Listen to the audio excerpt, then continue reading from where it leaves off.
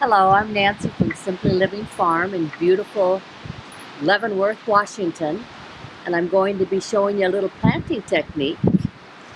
But before I do that, I wanted to show you this field that this fall we tilled and then we planted rye and vetch, and it's a good cover crop that lends nitrogen to the soil. And then I have mounds here that I've put.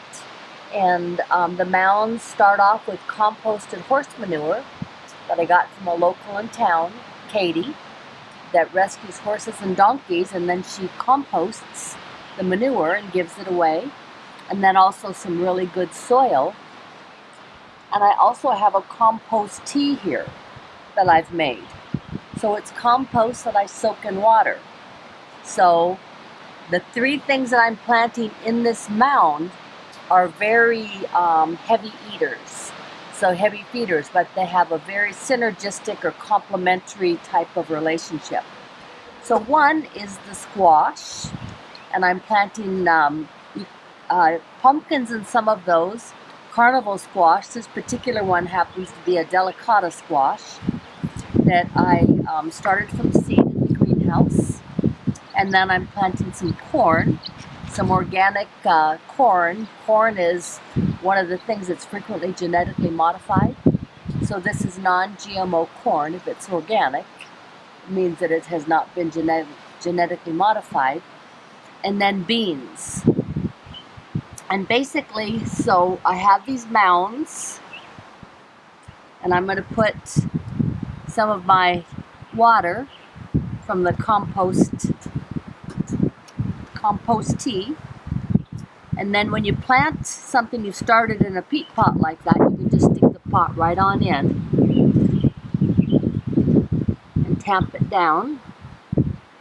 And then I'm just going to make a little hole and give it some more liquid and plant one of the corns.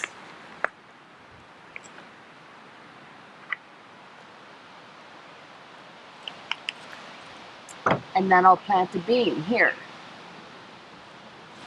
So what happens with planting these three things together is the corn will grow up, and you need to have at least 4 rows of corn so that they pollinate. And then the bean will grow up, and beans they will wind around the corn stalk, and the corn stalk will lend support, and the bean will lend that extra support to that corn stalk. And then the squash or pumpkins, they will spread out and they'll cover the area.